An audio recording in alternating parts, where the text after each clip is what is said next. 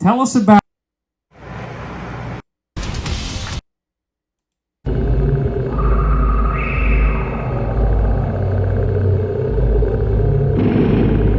The opinions expressed in this show are solely the opinions of the speaker and do not reflect the opinion of RFR or any affiliates. Radio Free Radio. Radio Free Radio.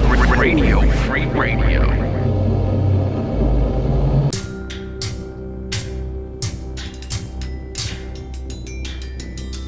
What is reality? Reality is what we believe to be true about the nature of our surroundings. But how do we come to decide that true nature? Do we conceive it completely on our own? Or do other devices gently sway our thoughts onto a pre-decided path? This is the hard question we must all ask ourselves as free humans on this planet. Who sculpts your reality?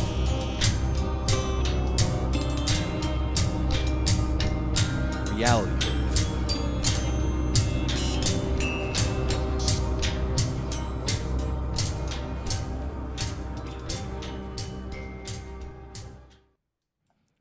Hey guys, and welcome to this week's edition of Reality Brief from the super secret to give you undisclosed an idea location. what direction we saw this originally and see the mountains behind. Broadcasting from a secret location.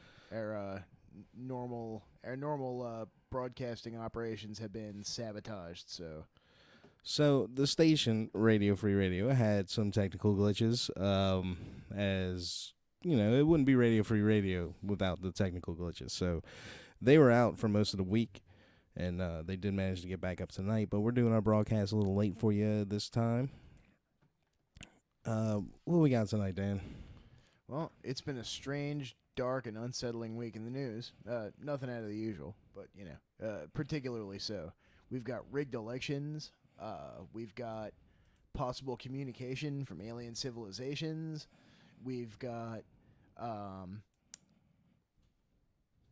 satellites breaking up in orbit. We've got all kinds of stuff from WikiLeaks. We've got all kinds of stuff from, problems on Mars. We've got problems with machines here on Earth. Got a couple specifically new. the ones that count votes. We got a couple new UFO sightings. There's some mass sighting in Arizona. Let's see, what we got up first? That's what do we got up first? And if we get down trying to to it, get we even over got to a those couple of first. bright ideas for getting off grid, but that's kind of a last note. There we go. Well, let's go right into the meat and potatoes of things. As far as whether or not aliens are trying to contact us, an article posted by UniverseToday.com says either stars are strange or there are 234 alien civilizations trying to make contact with us. Science writers for all these magazines love these clickbait titles, all this schlock about, have we discovered an alien megastructure? Have we discovered an alien signal?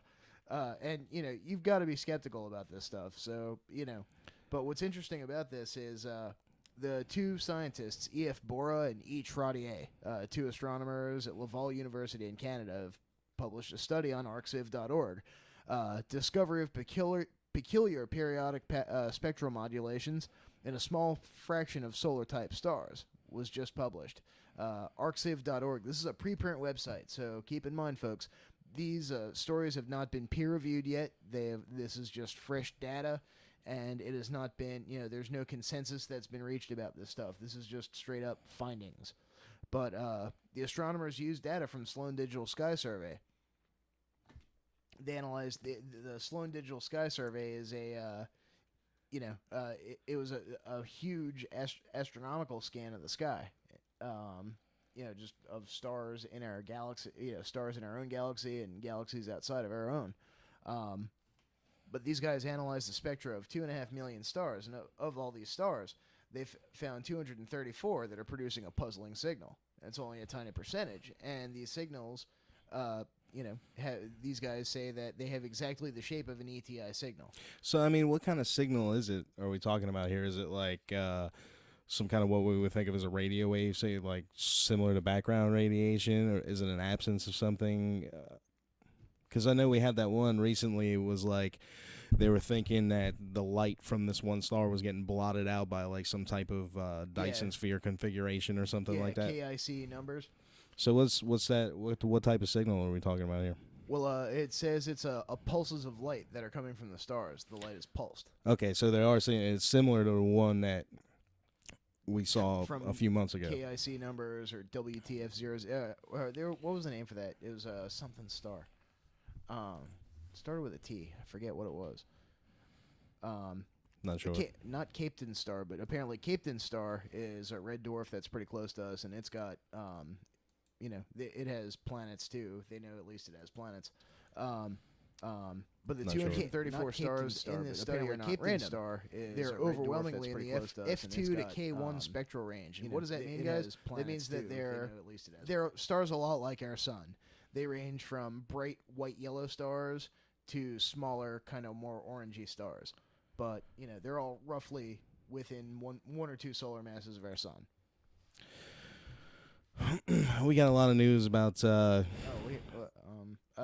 still going over this? I'm sorry. What's it?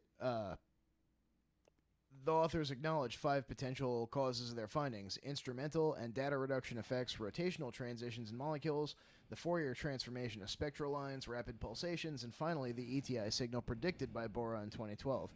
They dismiss molecules or pulsations in the stars themselves as causes and deem it highly unlikely that the signals are caused by the Fourier analysis itself.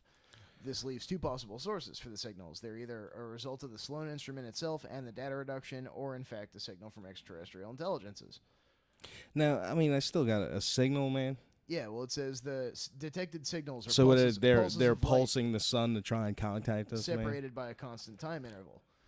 These types of signals were predicted by Bora in his 2012 paper, and they are what he and Trottier set out to find in the Sloan data. It was a bit of a red flag when scientists find when they find the thing they predicted they would, but Trottier and Bora are circumspect about their own results. They say that they're trying to figure out why these stars are doing what they're doing, and they surveyed a tiny number of stars very similar to our sun. And they predicted that if there's a technological society, they may be using lasers or something else, some other type of pulsed energy to communicate with other civilizations. Okay. Or perhaps other extensions of their own if they're type 2. So they think they're communicating. Right. And, everyone wants there to be aliens, but, well, some of us don't. I mean, I'm sure a lot of us would probably be pretty horrified to see what's really out there. But, as they say, extraordinary claims require extraordinary evidence, and a group called the Breakthrough Team. This work is being planned, or there's more work on this that's being planned by a group called the Breakthrough Listen Initiative, a project that searches for intelligent life. They plan to use the automated Planet Finder telescope at Lick Observatory to observe some of these stars. So, there's people looking into it, but right now they, man, I still like the idea that it's some type of superstructure like blotting out the sun. Man, I just don't see them communicating, pulsing the sun, man. It just doesn't. I don't know, man. What do I know? I'm not a type 2 civilization. Hey, maybe all those stars are getting ready to go boom. Or, maybe if there are, like, how they talk about Alcubierre Drive causes a distortion in the local time space. It basically shrinks space in front of you and expands it behind you, and you ride that wave. Right. So if there are civilizations that are warping from star to star, it kind of makes sense. Like, I don't know if any of you people have ever played Star Trek Online, but there's constantly ships, showing up and coming and going from Earth. So who's to say that, if there's, you have a planet that's host to a Type 2 civilization, all that warp drive could make their starlight appear to wiggle. So, I mean, we got the those Podesta leaks that just came out. I'm sorry, not to change the subject too quickly, but you got these Podesta leaks, right? Now, we know that the astronaut guy, the 6th man, the walk on the moon, he's the crazy astronaut guy, Uncle Crazy or whatever, talking about the space wars heating up. But we look at some of the secret space program insiders or whistleblowers, whatever you want to call them, and there's talk of a lot of heating up in space right now.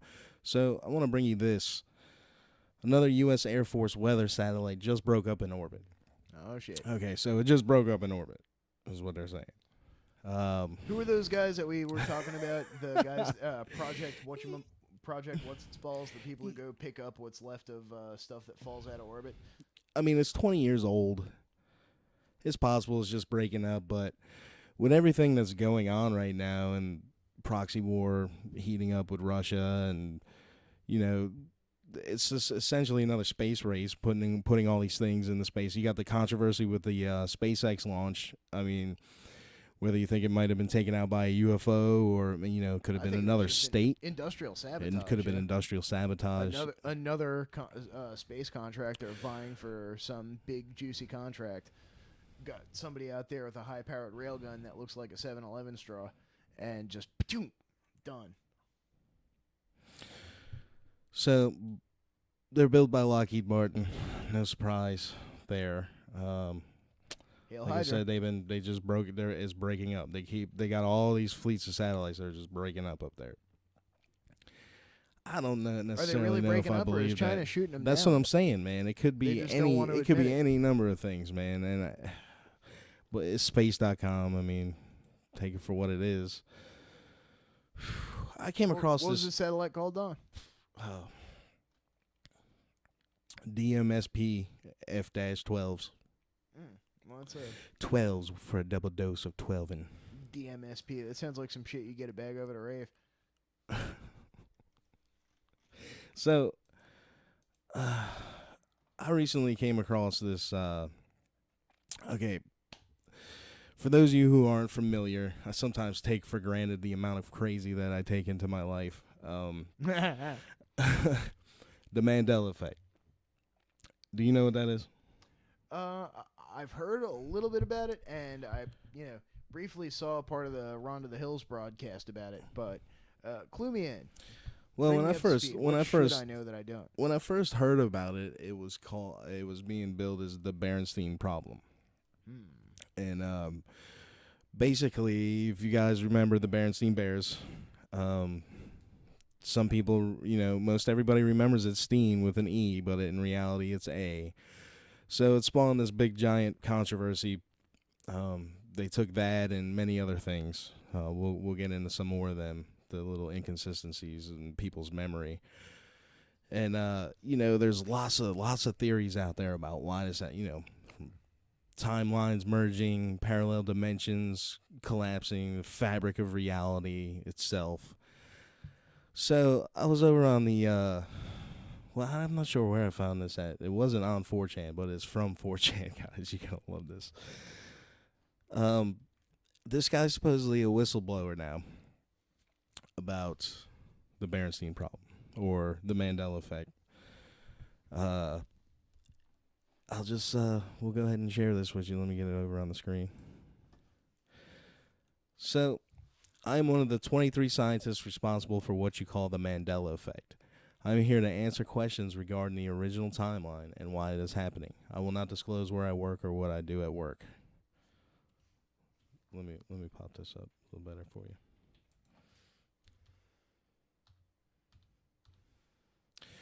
Okay, we'll glaze over some of the, because obviously people are trolling. They're going to troll. I mean, why are you being... Yeah, I'm not even going to say that.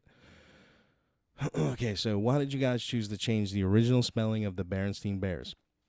How can the massive cognitive dissonance be explained? Do you have something to do with element 115, and can you help me get something? You're being deceived. The original timeline was Berenstain Bears, or Bernstein Bears specifically. The Bernstein Bears. The EREN was the update. Ehrenstein is the layer to hide the truth. This again. Okay, let me go over to... Oh, I'm sorry, guys. We got glitching out. Crap.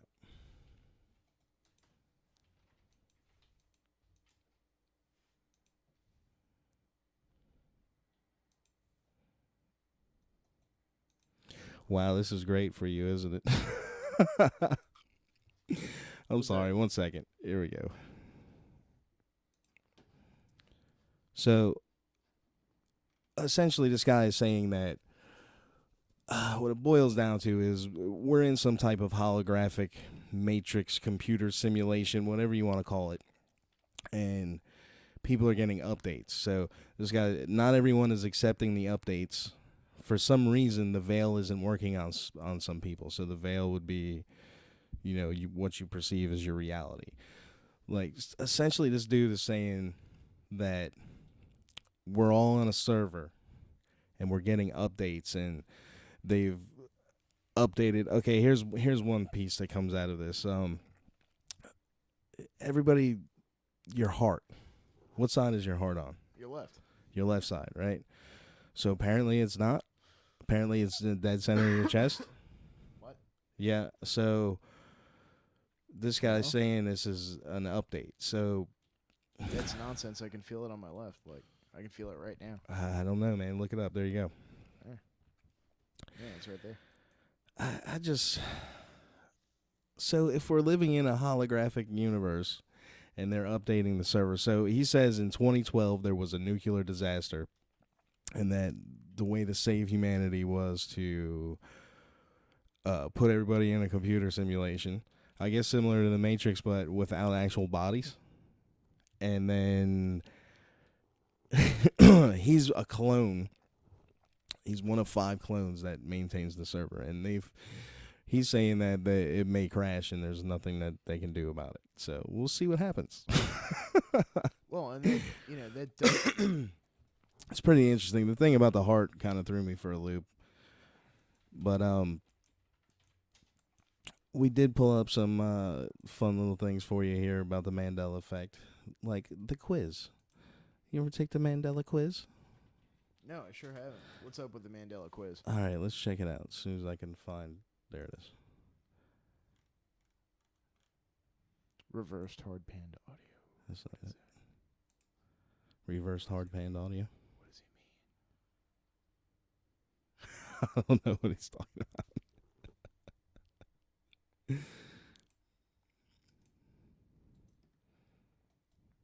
Okay. Oh, go ahead. So the Mandela quiz. Yeah. Okay, so name the family of bears in the children's series. Right, we've been on that. I'm So gonna go with the stain, top right. top right, yeah. Okay. How confident? Moderately. Moderately. Yeah. How did you know the answer? My family used to read the books and watch. I don't remember a show. I just remember the books. Okay. What is the name of the famous TV show? Buffy the Vampire Slayer, Buffy Vampire Slayer, Buffy a Vampire Slayer, or I have to guess? The first one. Buffy the Vampire Slayer. Yeah. How confident? Extremely. Extremely confident. How did you know you were correct? I used to watch the show.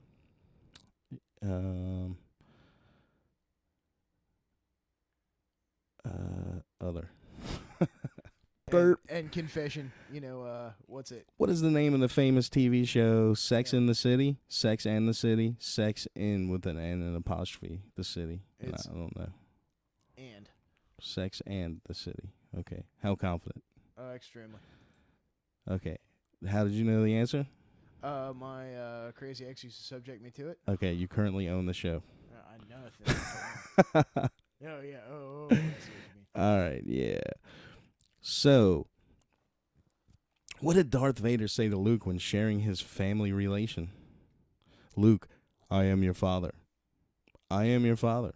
No, I am your father. Just I am your father. I am your father. Okay, how confident? Moderately. Moderately. How did you know your answer was correct? I own the show. I currently own the show. You got a lot of shows there, guy. Well, again, not for long. How many manned trips to the moon has NASA announced? Those that landed and those that just orbited. Oh, damn. I would have to guess. Okay. 0 to 2, 3 to 6, 7 to 10, more than 10. 7 to 10. 7 to 10. Okay, how confident? Guessed. Moderately. Moderately? Yeah. How did you know your answer was correct? I'm an astronomy I professional. worked at NASA. I'm an astronomy enthusiast. I'm an astronomy professional. What did the Disney Queen say to the mirror? Was it mirror, mirror on the wall? Was it mirror on the wall? Was it magic mirror on the wall? I'm guessing mirror, mirror on the wall. Confident guess. You want to guess or didn't know? Yeah. Yeah, that's what you're getting. Okay, you currently own that one too. Vaguely remember. Didn't I guess? Name the famous Anne Rice series. Interview with a Vampire. Intercourse with a vampire. Interview with Vampires. Interview with the Vampire. The vampire. Interview with the Vampire. Moderately. Moderately. And you heard people talking about it. Yeah, I've dealt with some vampirism later. Psychic variety. Yeah. Is the Kevin Costner flick, the line is, if you build it, they will come. If you build it, we will come. If you build it, he will come. I don't know. I like the come. What's it? If you build it, they will come. Okay. How confident? Moderately. Moderately confident. And I saw it once when I was a kid, I think. okay.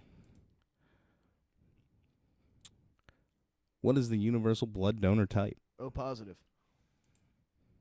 Okay. Moderately. You sounded pretty extremely there. Yeah, you know what? I'll take an extreme. All right. Take a risk. Take a risk, Dan. Take a risk. For once.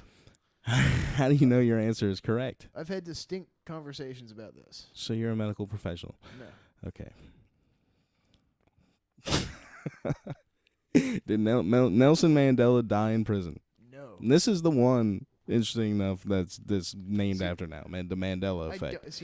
You said I don't no. ever remember hearing that he died. And you extremely, and you remember you heard it through the media. Yeah. Okay. Number of years back, the ATF and He was in jail FBI. for a long time, but What'd you say? he was in jail for a long time. Yeah, he was, man.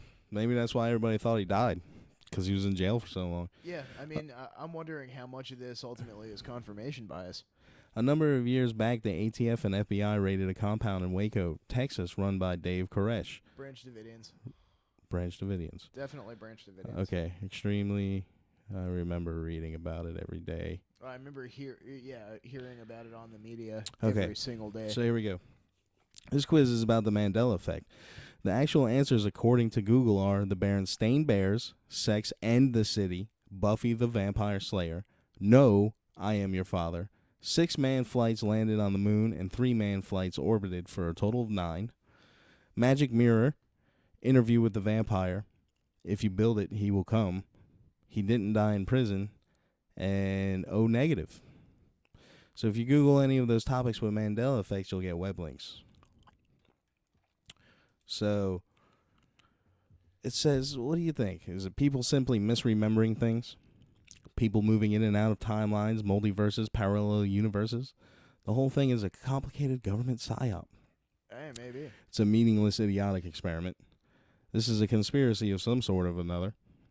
CERN is altering things for everyone. Something or someone caused a glitch in the Matrix. Society collectively misheard like a bad game of telephone. I'm betting on the last one. I think so too, man. I mean, but you know, now if you take an effect, I mean, is it possible that we could, like they talk about how, okay, the third dimension, everybody knows what the first 3 dimensions are. You have up and down, forward and backwards, side to side. So 3 dimensions that you can generally operate in. But, how would you have a fourth? People are familiar with the 4th dimension as time, right? But what is a 4th spatial dimension? And is there even a difference? I saw a video on YouTube one time that was, all about explaining the higher dimensions. And the way I saw it was, time is, in a weird way, a spatial dimension. Because if you could see the shape that you take over time, it would be like, a stop frame film of every place you've ever been. And considering how the Earth is spinning and moving around the sun, and the sun is moving around the center of the galaxy, and the galaxy itself is moving through space, you'd end up with this your shape in the 4th dimension would be this incredibly long, spindly, whiny line that goes in circles all, throughout space. And so in the fifth dimension, what would the fifth dimension be? The fifth dimension would be possibilities. So a lot of you guys have probably seen Rick and Morty out there, and you guys are familiar with the idea of how in Rick and Morty or Sliders or whatever, you have this Deus Ex Machina portal gun that is your easy in and out to alternate realities.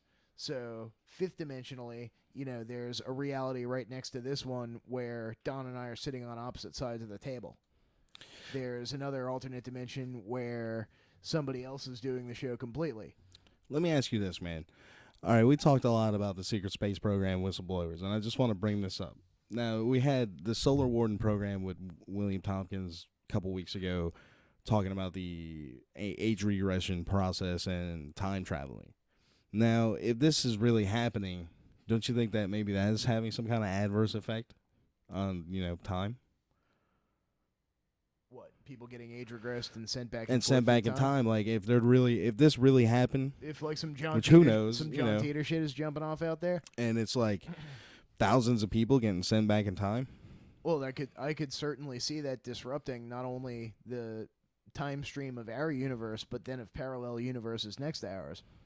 So, personally, I'm trying to find a way to jump into one of the parallel universes where Ron Paul won, but in 2008, I think that'd be pretty swell. Yeah. We'd have so many bitcoins. Oh, my shekels. I don't know what you're talking about, Whisker.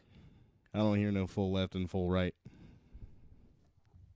Don't know what you're talking about, dude. Look, I will never be a leftist, okay?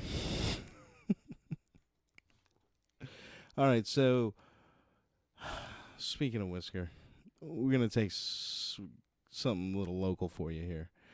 The Granby Spider. Has anybody heard of the Granby Spider? Is that the guy that used to run, Ghent Confessionals? There used to be this group called Ghent Confessionals on Facebook. Yeah, I remember that. For you drama queens out there that just love drama, just love some shit to be mad about and troll people about and be angry. This was like your dream troll page. People would send in anonymous confessions. I admit I even sent in a few myself just to troll the crowd, but just to stir the pot. But there was this page on Facebook, and people would confess horrible things that they'd done, and everybody would shame them publicly for it. Which I'm sure some people love that kind of stuff, but All right, so my friend told me about this Granby Spider rumor, and I didn't believe him. He found a witness to corroborate his claim. There's a picture of a photo of some guy he had on his phone. I think it's in front of Benny's on Granby. This is getting strange. I need more info.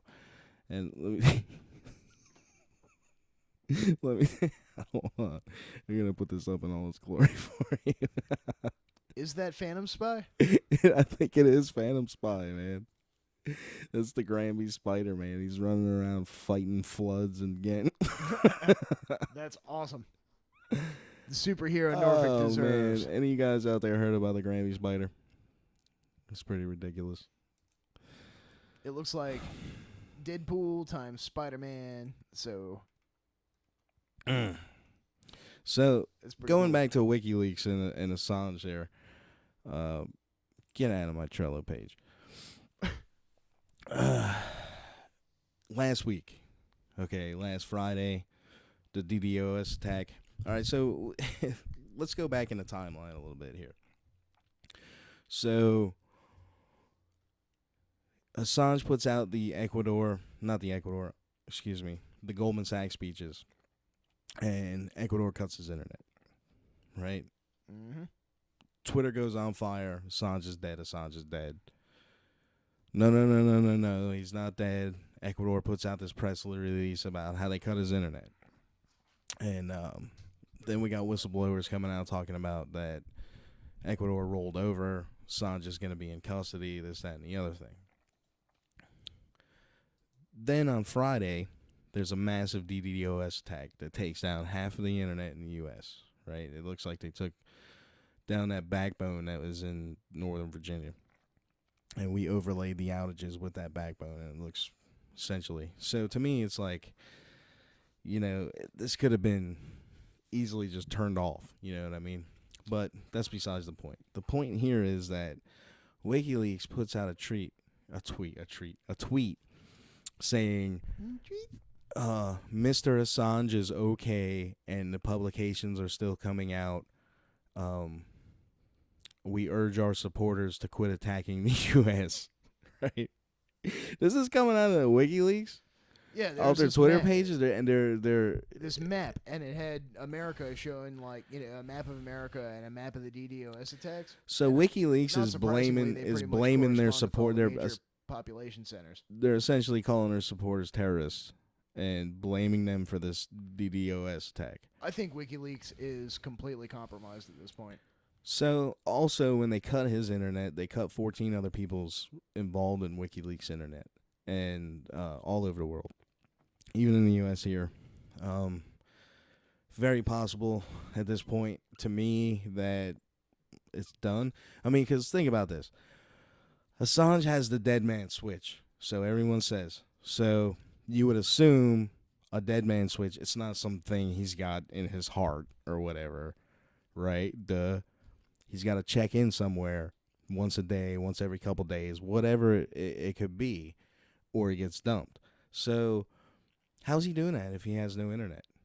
And then, in a conversation I had, it was, Mr. Robot shit going oh, on maybe with all the he has someone else doing it for him. I don't think that, given the level of paranoia this guy must have of constantly, they're trying to kill him, all this and that, that this data is the only thing essentially keeping him alive, and I just can't see him trusting that dead man switch to someone else. Well, I mean, didn't somebody tell me that it could be too easily compromised at that point. If you're the only one that knows how to do this dead man switch thing, you know that they're not going to know unless they get you, and at that point, whatever, right? It's just going to come out. I just don't see him sharing it with someone. So anyway, I heard like that I'm saying, anybody that's sending WikiLeaks hash codes or the confirmation things is getting blocked. really Yeah, blocked how? they're definitely that's what I'm trying to find right now. It's logging shit up. But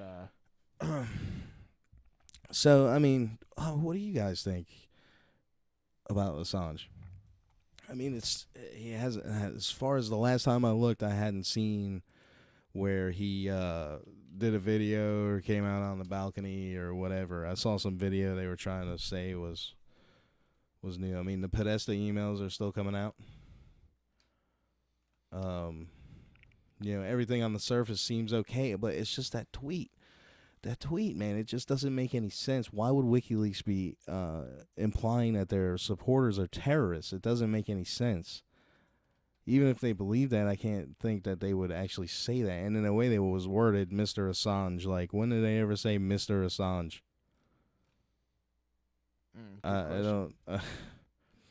and then you see Sean Hannity popping up in support for WikiLeaks. Like, it's like, reality is melting right now! It doesn't make any sense! I'm looking for that tweet for you, by the way, guys, so you can check that out. It was from last week. It looks like they've been doing quite a bit of twittering. It's just everything coming out about the Hillary Clinton, the Podesta emails about the Hillary Clinton campaign and everything.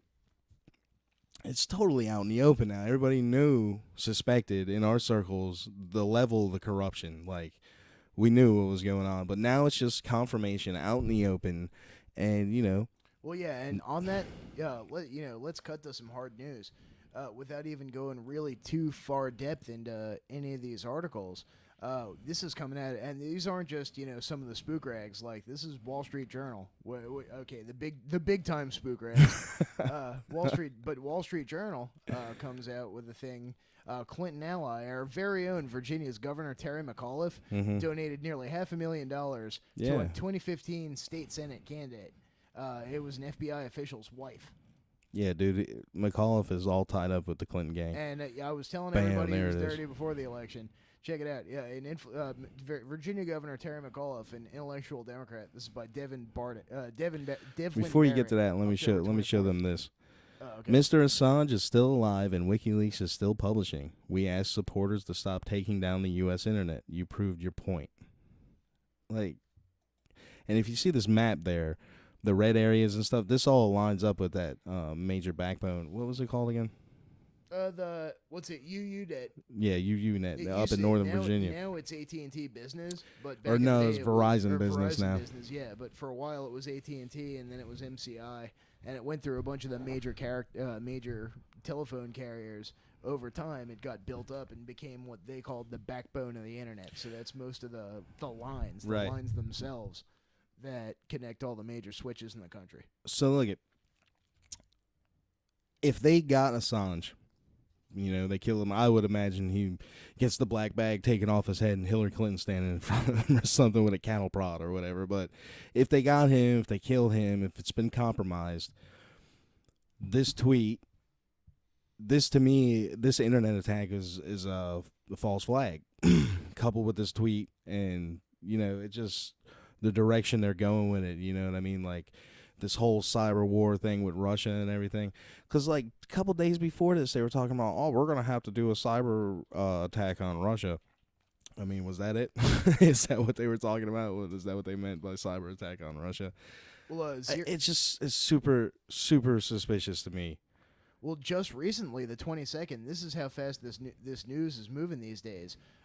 Zero Hedge reports on the 22nd, NSA whistleblower, U.S. intelligence worker is likely behind the DNC hacks, not Russia. Right. And their leaks, like that guy, look, that dude that got killed, a campaign worker that got shot, he got robbed when they left his wallet and they shot him in the back. In D.C. Yeah, he suicided himself, typical Clinton style. Yeah. He's who leaked it. He's who leaked a lot of the stuff. I don't know if he's who leaked Podesta. I think the Podesta stuff may have actually came from UFO hunters, man. Because, like, they were all on, they were rabid disclosure, man, and I could see. I mean, look at McKinnon. The whole Solar Warden thing came out of McKinnon, and he's that giant hack. And they, can't extradite him. They try to extradite him like 7 different times or something. That's a question for your Mandela effect thing. See if we can find any posts about Talking to the mic. Oh, that's a question for the whole Mandela effect thing. Let's go back and see if we can find posts about secret space program stuff dated before the McKinnon leaks. Oh no, there was stuff, but nothing that I know of that specifically mentions Solar Warden or the Aaron Burr, or the Hillenketter, or any of that stuff. No. So that's stuff that McKinnon can't actually dropped. All right, on so everybody. That guy, his purpose for doing that hack was to look for UFO-related material, pushing for disclosure. Mm-hmm. And, I really think the Podesta emails could have came from something like that, just like that, man. I mean, because really what they do, they hacked his Gmail account. I mean, give me a break. It's not like it was they hacked some kind of NSA computer or something, you know what I mean? They got the guy's Gmail account. Yeah. I mean, if you look through it, you're going to see spam and ads from Amazon. It's somebody's email address, you know what I mean? There's a lot of wackadoo stuff getting sent to him and news and stuff like that. But, in the actual back and forth that he has between specific people is where you see all the damage. Mm-hmm. It's just kind of tough to wade through all that. I mean, it's like I said, it's somebody's email account. And which is why WikiLeaks and everybody beating the drum, drop it all at once. But if you do that, it's just going to get lost, man. That's why they have to do it like they're doing it, release a couple thousand at a time, because it is what it is. It's someone's email account for how many years? Well, and meanwhile, I don't know if you guys out there keep an eye on Judicial Watch, but Judicial Watch has some crazy reports this week. This one fella, John Bentel, he was a Clinton State Department IT official. He took the fifth during Judicial Watch deposition, so that kind of says a lot. Like he, on advice from Obama and Obama's Justice Department and personal counsel, refused to answer any questions about whether or not Hillary Clinton was paying his legal fees, offered him employment, or any other financial incentives. There were 3 government attorneys and 2 personal attorneys present for this deposition. The Judicial Watch also mentions that there's a lot of people, or Hillary isn't the only one that Loretta Lynch isn't going to prosecute. And I mean, of course, nobody should expect the Obama administration's Justice Department to go after Obama administration officials. So, but what do you do when the executive branch is that blatantly corrupt? And to answer the question in the chat, I haven't known WikiLeaks having to retract A single story, yeah. But yeah, like I said, Wall Street Journal's coming out with this kind of stuff about Terry McAuliffe donating a shitload of money to the election campaign of one of the FBI guy's wives. State Senate campaign of Dr. Jill McCabe, who's married to Andrew McCabe, who is now the deputy director of the FBI.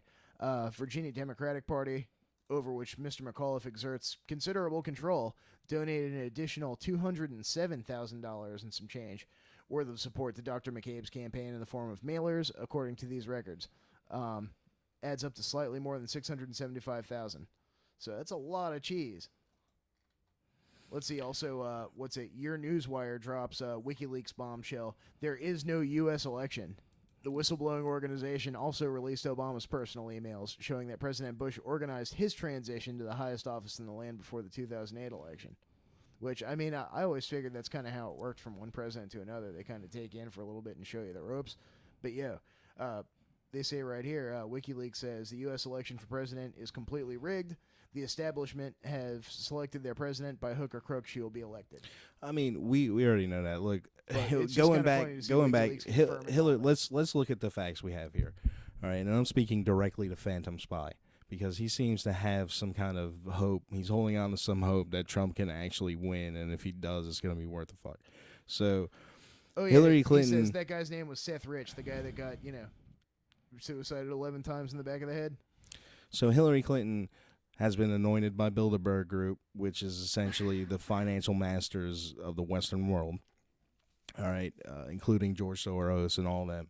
So now you got all the voting machines that George Soros owns, right? And then you just go back in time a little bit and look at all the prior rigged elections, Bush stealing Ohio and Florida. Ohio was the voting machines that did the flip. Florida was through other means.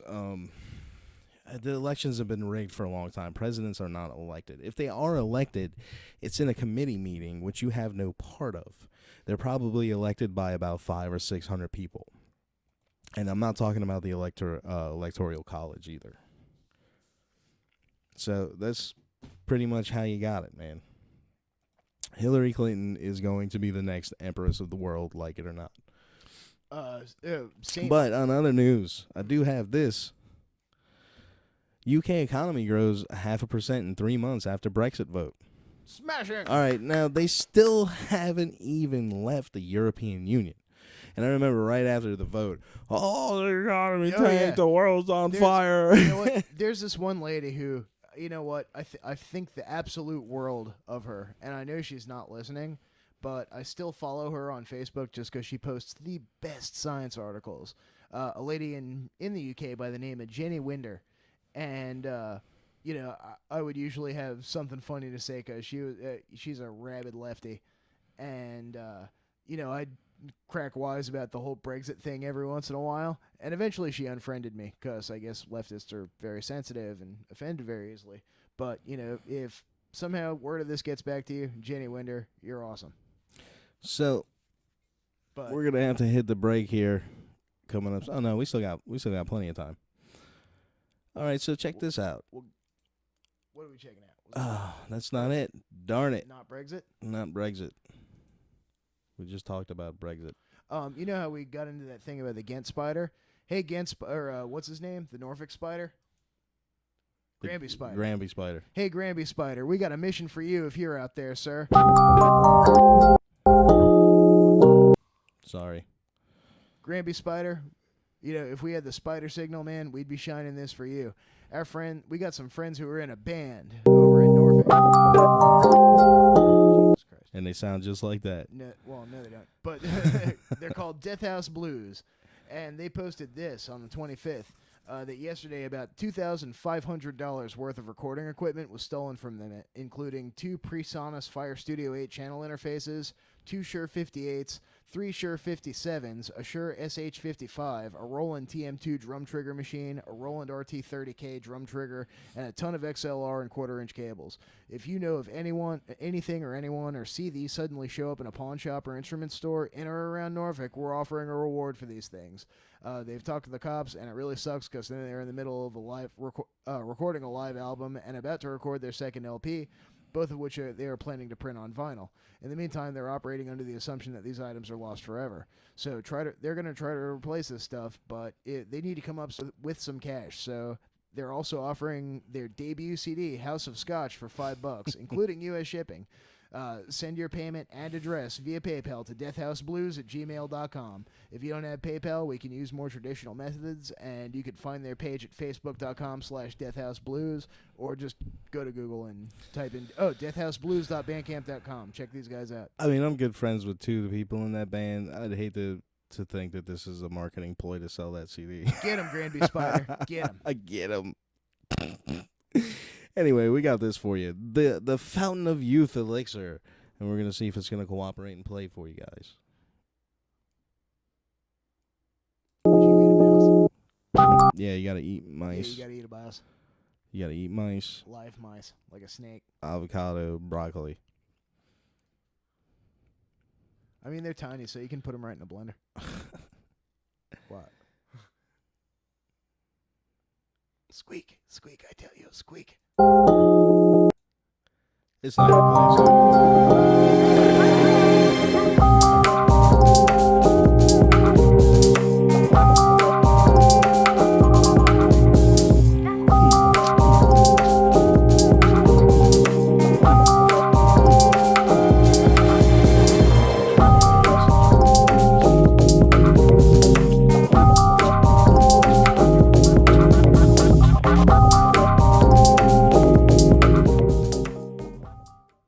So there you have it. They're getting ready to start testing it on humans. The elixir of youth made of broccoli and cheese. And mice. Oh my goodness. Doesn't say you can't Where eat the have mice. we gone? The same thing we do every night, Piggy. I can't. Try get to it. eat all the broccolis.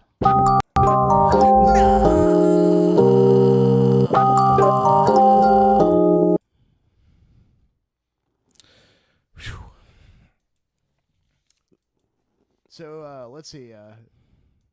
What are we doing now? Oh yeah, back to the to backpedal to the whole voting fraud thing. Just recently, and it's Fox News, so take it with a grain of salt. But they report that some of the voting machines are already reporting the same That's right. calibration glitches that happened that gave Bush Florida in 2000. This time it's in Illinois County. Hey, imagine that. Oh, and this is Imagine in Chicago now. Yep, calibration error changes GOP votes. to Oh, and this Democrat in happened Illinois early. County. This happened earlier this week. October 22nd, guys. Early voting in Illinois got off to a rocky start Monday as votes being cast for Republican candidates were transformed into votes for Democrats. Same calibration glitch, as they say, you press it and it goes boop and registers the box above it. Because we've also got this. Just yesterday, we noted several, and this is off of Zero Hedge. Zero Hedge, yeah. Texas County enacts emergency paper ballots after software glitch in voting machines. Just yesterday, we noted several social media complaints from Texas voters who alleged that when they voted a straight Republican ticket, that voting machines were switching their presidential selection to Clinton Kane, while Texas suggests that there might be some truth to the voting machine irregularities. Oh, wait, I'm sorry. While most undoubtedly dismiss these reports as conspiracy theories, new officials' reports from Chambers County, Texas, suggest that there might be some truth to the voting machine irregularities, according to an NBC affiliate. Polling stations in Chambers County had to enact emergency protocols yesterday and revert back to paper ballots after a glitch was discovered in the county's voting machines. Well, at least they caught it, and I'm telling you guys. How many are they not catching? Look, if you are involved in this election, on that side of things, keep a watchful eye. And when you do have paper ballots, the chain of custody is so important. You got to know where these votes are, where they're going, who's counting them. It's all got to be out in the open. I mean, that's the easiest way for them to rig stuff on a paper ballot, is to just take them boxes and throw them away and replace them with their boxes. And that's how they do it. And you guys want to go to blackboxvoting.org and peruse through some of that stuff. Yeah. Also, I'd always, even though I know it's a liberal media outlet, there's a documentary called That was courtesy of HBO, Hacking Democracy, and I would recommend that everybody check that out. And we've got blackboxvoting.org. Founded in 2003 as a nonpartisan investigative reporting and public education organization for elections. So, I mean, it's all up here, everything. Anything you ever want to know about election fraud, these ladies have put together. Awesome. It's all up there. Blackboxvoting.org. Check it out. Nice. So, knowing that the elections are rigged, what do you think a Hillary Clinton presidency is going to bring us? World War III. I mean, that's a given. I think eventually after people are Trump. saying it's a choice between Civil War II and World War III. I think with Hillary, why not both? You really think Trump is going to spur on a civil war? I don't think Trump is. I think the lefties are... No, you know what? I take that back. The lefties aren't hungry enough yet to get all riled up and go apeshit. They're getting close, but, you know. See, you know what? People, when they're angry, they used to have a saying in Germany after World War I. They said, don't worry about the angry man, because you know what he's going to do. He's going to yell, he's going to scream, he's going to stomp. Sorry. Badass. See, we just ripped a hole in the space-time fabric right then. Yeah, we're watching Reality Brief and other realities. Yeah, that's pretty awesome. Far out, man. So, but yeah, they said don't worry about the angry man because you know what he's going to do. He's going to scream, he's going to stomp, and he's going to throw a fit. But worry about the hungry man because you don't know what the hungry man's going to do. He's crazy. Whew. Well, we are going to have to hit to a break here. Do we? Yeah, we do. So we got a treat for you tonight, guys. Instead of our regular break thing, since we're not on the Radio Free Radio, we're going to go ahead and play this for you.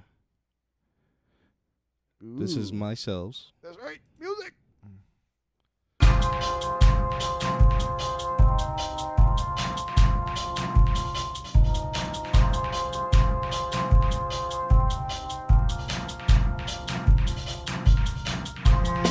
Thought they would look to us, thought they would follow us, but we were wrong. Thought they would listen,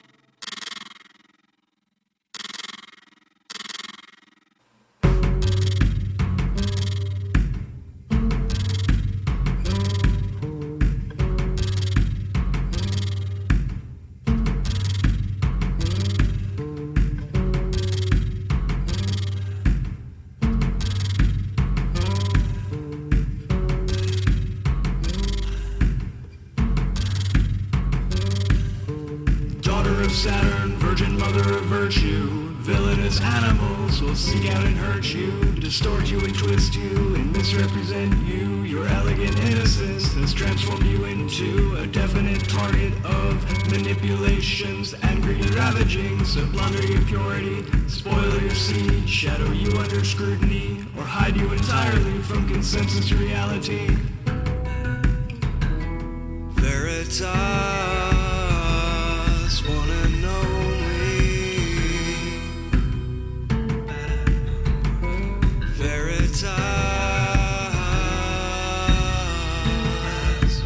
our own.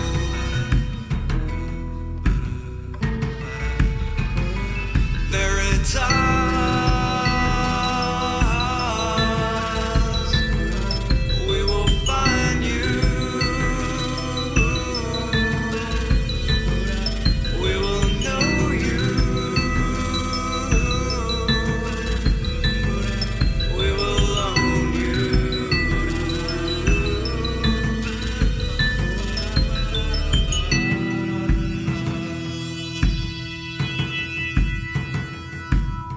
Seeking her endlessly, she's ever elusive.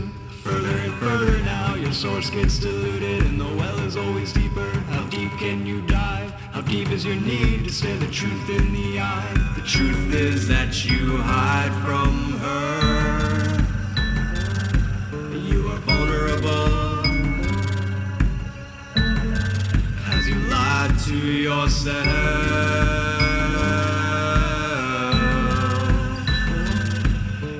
Pitiable as you do. Veritas, one and only. Veritas, our own.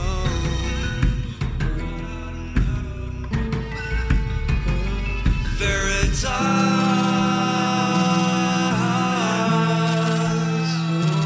we will find you.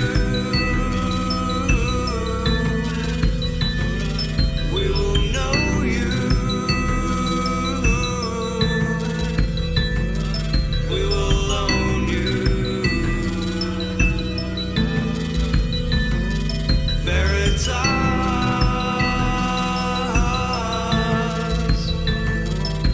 Control you. We will keep you hidden well.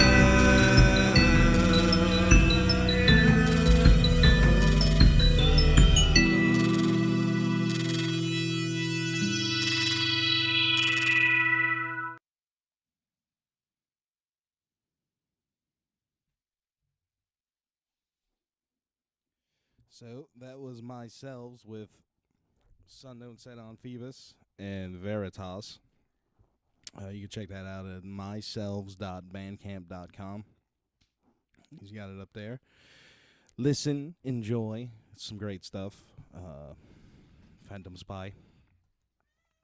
So, what's today? The 27th. So 2 days ago, there's a mass sighting in Arizona. UFO sighting, and a bunch of people saw it. It got onto the news. Phoenix lights all over. Yeah, essentially, right. So when I saw this, I'm gonna go ahead and play. We'll go ahead and play the clip for you, if I can find it.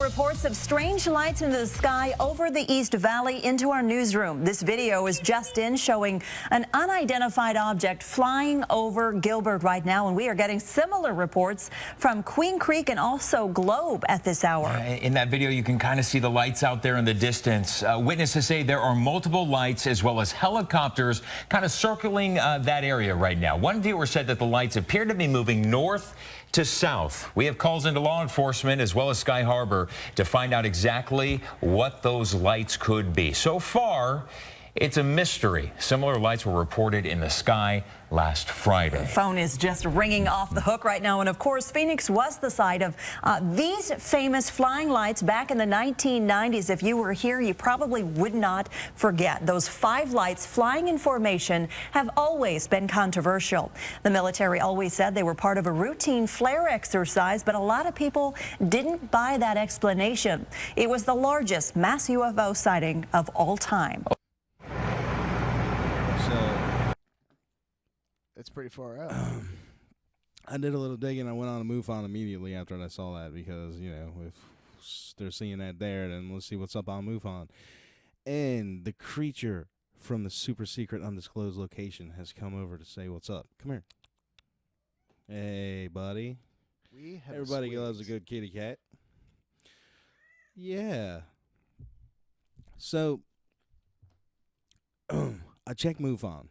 And I find that there's at least 2 reported sightings from other parts of Arizona. And one of them had videos. And I went and looked at the video. I should have grabbed the video, but whatever. I went and looked at the video, and it was pretty similar to what we've seen in this video here. It really is eerily familiar with the Phoenix Lights. And if you guys don't know what the Phoenix Lights are, in '97, and it lasted for a long time there, like hours, I think. I remember when it happened. I remember seeing it on the news, and it was just amazing. I did get some video of that. Let's see.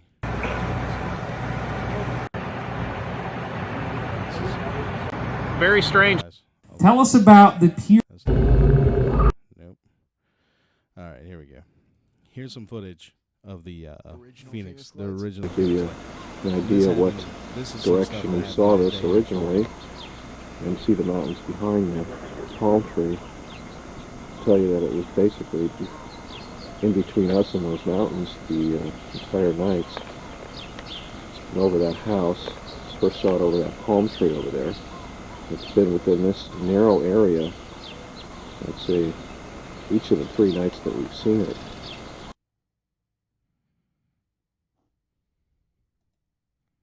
Are there 2 of them? And they're like side by side? Yeah, and there's one of them looks square shaped. What? I don't know. I've seen that. I can see That's because he's doing it differently. Wait a minute, am I filming the house or the UFOs? Can you find it? Oh, that was the house, forget it. It's not square. Can you find it? No, I'm on. Let me see. I could print it. Maybe you can zero it in on there. Fireball. 2 of them side by side. Yeah, it does look that's like why it's so yellow when there's the 2 of them make it. This is the location. This is Steve right here. He's the one who kind of got it. There's Rhonda, Pool, Puppy. Let's go back to the saucer. I don't know if I'm tall enough. You want to lower it? I need a chair. I got another spotting scope somewhere here if somebody wants to look through that too. There's 2 side by side. This is slightly different. There's another one. Oh, look. 1, 2. There's another Wait, one. where? Chimney. There's another one, too. Where? Oh, look at that. Please, guys. There's another one. No, we're just excited. We're not. Yeah, They 4. keep I see coming. 4. Wait, I see. Whoa, look at them. I got that one on video. There's just 4 of them. Look at there's 3 of them all together. I got the 3rd one popping Lower in. to your left. There's one behind the chimney. One just flared up. I got 4 of them. Major sighting here. No, there's 5. Oh! Another one just showed up. They're multiplying. Whoa! Maybe somebody's setting up lights. Did you see that? No, those are in the sky. There's one underneath the house, too. There's one behind the chimney. Look We it, come need to go to over Pecos. I can't see how this works. How does this work? Holy Oh, you got it too shit. high. Have you seen that before? No. That's weird. They're lined up in a pattern, man. There's geometry behind this. I can't even get this. I've never seen it. Look at that. Man, this is... What is this? Let's see. Oh, there's 3 of them all lined up. No, 4, there's Bill. one Bill, over here, there's 4. Look. Yeah, I see. Over the top right now. I don't know, but I got it on tape. They just appeared. They didn't even fly in. I got them in the scope. What does it look like, Bill? They just appeared. What do they look like in your camera? They look like... It looks like there's 3 of them in a line. What do they look like? Is it like this sphere before? Yeah, they're spears now. Are they complete circles or Yeah, they just transformed into circles right now, right as you were talking. Now they're not spheres. Well, see, the way we saw them. Hey, Stephen Greer missed out, didn't he, Bill? Have you guys seen this before? Nope. This is. All right, well, that's enough of that for you to get the gist of that. I mean, it looked pretty similar to what was in that other video. You can go to Twitter and get a better view of that. We do got another one. Let me see if I can find it. Now, this one's filmed in North Carolina, so something. I ain't never seen anything like that.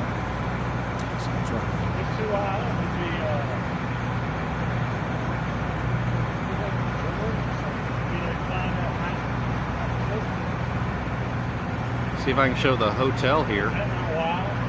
There's the hotel, and these things are all jumping around.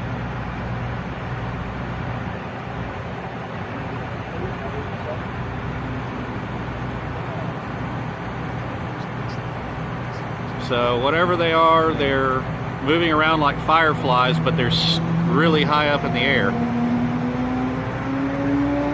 Wow. What is it, Tom?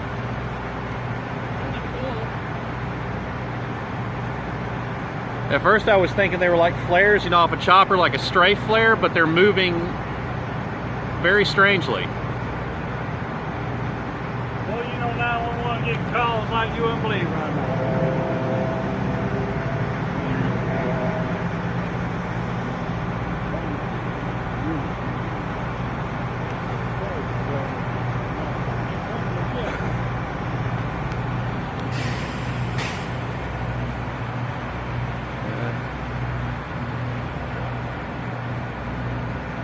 And as you can tell, it's a severely overcast night. And this is Charlotte, North Carolina, FYI.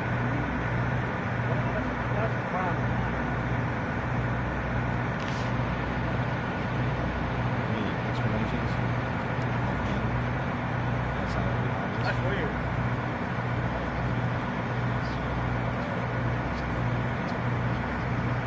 Well, ain't the way to place around here, is it? So as you can see, they're sparkling. Don't know what they are, but they're really up there. Coming out in your phone? Yeah, you can see it in my phone, yeah. It's crazy. They look like strobe lights, but they're so small, but then there's a pattern. What? Yeah. So this is the Le Méridien Hotel in downtown Charlotte. You can see, and we are here watching whatever those are.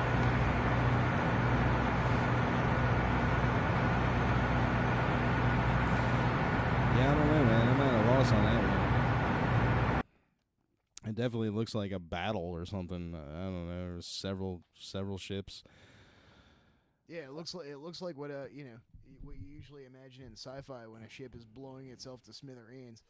It's kind of what it looks like, or you know, a big ship that's under attack by a bunch of little ships. But it could also be lightning sprites. Lightning sprites are large-scale electrical discharges that occur high above thunderstorm clouds or cumulonimbus clouds, and they give rise to various shapes and flickering lights and all sorts of crazy stuff. So, You got any examples of that there? yeah, as a matter of fact, I do. Oh, and also, we got that video from last week that we weren't able to show you guys about the Alaskan pyramids. So that ought to be interesting. What do you say, guy? So, tell us about these lightning sprites. Well, let's see. They've been observed pretty much over every continent. There are types called jellyfish sprites, carrot sprites, sea or column sprites. Some of them kind of look like comets. Some of them look like big red waves of energy coming up out of clouds. Tell us about the pyramid that you have been working on in Alaska. Yeah, no, not that. And, a lot of them seem, kind of red when they interact with plasma up in the higher parts of the atmosphere. But they've been seen over Texas, Japan, all over the world. I didn't see much red in that. Well, but you know what I mean? Like the way the atmosphere filters light, I could see it moving due to Raman scattering, I could see the light appearing more yellowish by the time it hits the ground. All right. Because Raman scattering shifts everything towards the blue end of the spectrum. Looks like someone's gave us a video example of something. Let me go see what that is.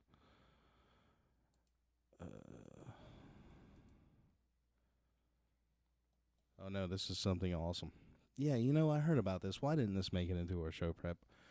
Did someone hack the Voyager probe? Mysterious bit flipping remains unknown. Dun dun dun. Alien hackers? Could be. I don't know. You know what? We have no idea what kind of electromagnetic phenomenon exists at the heliopause. And a good example of what the heliopause is, take a lighter and flick it and run your hand over the flame, and or put your hand next to it. And as you do, you can feel your hand, the heat of the flame on your finger, and for you have to be a certain distance away before you feel it. So that's what the heliopause is. That's where the sun's warmth butts up against the cold gas that's in the relatively cold gas that's in the interstellar medium, like a little bubble of warmth around a candle flame. Yeah, I mean, drifting. One bit of binary code was flipped. I mean, it seems like it could be just data corruption from something, man. And darkness. I don't really know. I mean, I don't rule anything out. I try to keep an open mind about stuff. Sorry about the technical glitches there when the videos was playing, not being able to hear us. Well, I'll make sure I pump the volume down a little bit next time. Well, so, if it would take that long of a time. Okay, so Pluto's what, 8 light minutes away?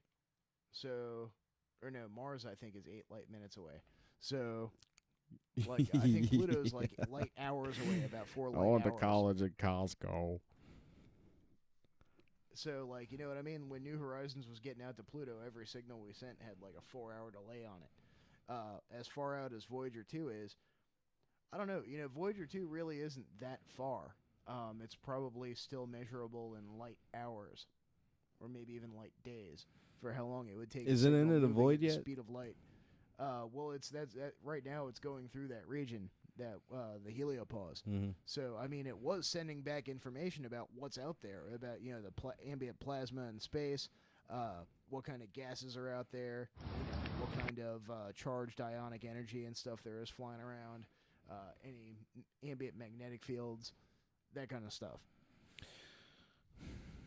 We did have some updates on the pipeline stuff. You remember they were charging that lady with terrorism or something? It was something ridiculous for filming what was going on, and the police beating everybody up. Well, they let her off, so... Their Twitter feed is going nuts. 12 minutes ago, they're talking about militarized law enforcement coming out, and... Here, this oh my God, dude! It is happening. Shit is hitting the fan. Put a link into that up in the thing. I'll get it up in the stream. Cool. Let's see. Yeah, so if you don't know about that, they're protesting this, or they're trying to stop this pipeline coming through, and the water out there is already screwed up, and this is potentially gonna make it worse. So they're like trying to stop this from happening. And there's been protesters out there that being attacked by dogs, you name it. They had the one lady charged, looking at 40 years, for filming what was going on.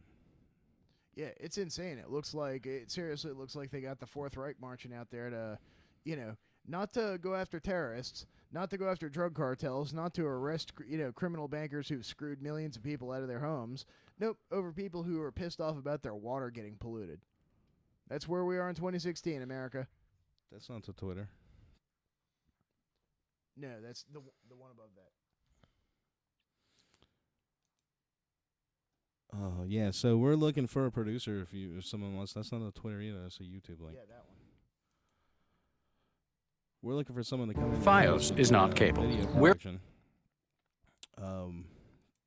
the audio production, so we can concentrate on doing the show. I know it's it's kind of cheating you guys when you're not getting our fullest. Yeah, we're kind of bumbling through this, but if you're interested in helping out, realitybrief@gmail.com. Drop us a line. Let us know. Step on up. Get in on the fun. This is what's going on right now with the DAPL protesters.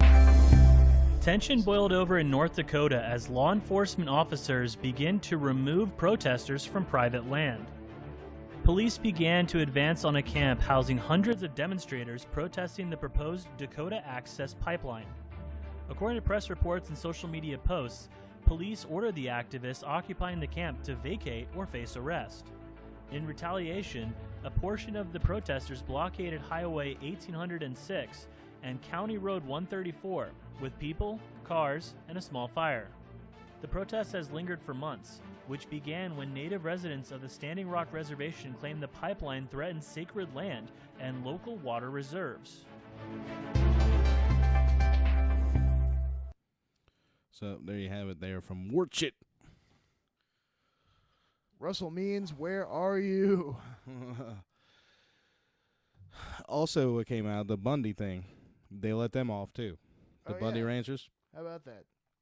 They got off as well. So I guess there's some... Now, this... so they said you said they were shooting them with concussion grenades? That's pretty intense. Concussion grenades. Let's see.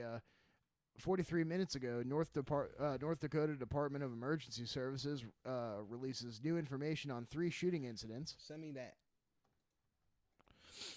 105 people arrested at protest sites Thursday. Shit is jumping, folks. So, how long do you think this is going to go on? You think ultimately they're going to squash these people? Of course, that's what they've done every other time, hasn't it? Are they going to turn it into a Waco type thing? Are they going to kill everybody? I mean, isn't that what governments do? Pretty much. I mean, every time you turn around. You know, everybody flipped out about this Negan guy on The Walking Dead, being a brutal dictator. But, I hate to break it to you, folks. Negan is all you've ever known. That is the nature of government. Check this out. Nature of the state. This is pretty disturbing here. We knew it was coming. It's from the New York Times. The Pentagon's Terminator conundrum. Robots that could kill on their own. The United States has put artificial intelligence at the center of its defense strategy with weapons that can identify targets and make decisions. And we were talking about this a little bit last week and the rise of AI and how that's going. And, it's scary when they're talking about militarizing the two on top of it. So the small drone with its 6 whirring rotors swept past the replica of the Middle Eastern village and closed in on a mosque-like structure. Its camera scanning for targets. So now I remember... I'm not going to say his name, but a mutual friend of ours who was in the National Guard was telling us about these things. They had these drones. They were giant helicopters that had shotguns strapped to the side that they didn't do it autonomously. Like there's some people sitting in a van somewhere, right? And they use the camera feed and they just got little touchscreens and they just touch the people, this one, and this one. And then it was something like within 5 minutes, it would hunt them down, lock them in, and kill them. It would chase them around wherever. And had these 2 shotguns. And he also said that alternatively, they could be taken off of the drone and used by the soldiers, the shotguns. It's pretty crazy, man. Yeah. Some of the stuff he told me about some of the things that they had was disturbing. And I know we've talked about it before, but just recently we had an incident where, an active shooter was just straight up executed by a drone. And, a lot of people say, oh, well, he had it coming, he was killing people. But, if due process doesn't apply to the worst villain out there, if the Joker doesn't get due process, then it doesn't apply to you. So, I mean, that goes back to, remember the Orlando shooting? They used the drone. See, with the Orlando shooting, it's like, how many of them people died from police? It's just insane. I mean, they used a drone bomb there, too, and they blew a hole in the wall. You remember that? Uh-huh. At least that's what they said they did. I mean, something else. You know what? I hate to jump around so much, but one last note about the DAPL protests. If you go to YouTube and look for videos about it, they're actually surprisingly scarce, and there's a lot of protesters out here. So I really want to know if YouTube or Google, honestly, is filtering search results about the DAPL video protest video links. You know, they've already pointed out like a couple of instances where it's a lot easier to get information on Hillary Clinton through Google than it is to get information on anybody else. Come across this other disturbing piece here. Window to your mind. What you post and like on Facebook reveals if you're at risk of depression and schizophrenia. So this nice little feel-good piece, if you will, essentially just telling you that they're going to start using Facebook and other social media to build a psychological profile on you and decide if you need rehabilitation or not. So watch what you like, guys. You might be schizophrenic according to them. So, you know, how many times you've been on Facebook and just, you know, you just can't help yourself and you got to drop in the troll there. I mean, you know, I guess not everybody does it, but every once in a while it's good for a giggle, right? Yep. So what if that's actually building a profile that's saying you're some kind of, you know, it could tell you, you could drop 2 troll posts and you could be like, man, I should have never that was just wrong. I shouldn't have done that. And you may even delete them, whatever. But now all of a sudden you're a sociopath, right? And you need to be on drugs in the Happy Funshine camp. I'm telling you, that's where this is leading, guys. I don't know, man. Where do I even begin without getting too personal? I've dealt with some pretty crazy shit in real life, so. Right. You don't need a social media post to figure that out, though. I'll tell you right now. So, anybody got anything on that Mandela? Well, in the chat there? Actually, what's it? You know how we'd Mandela. A gasoline spill in a pipeline in some other state. Yeah, when was that? Where was that? That was just recently. Yeah. Let's see.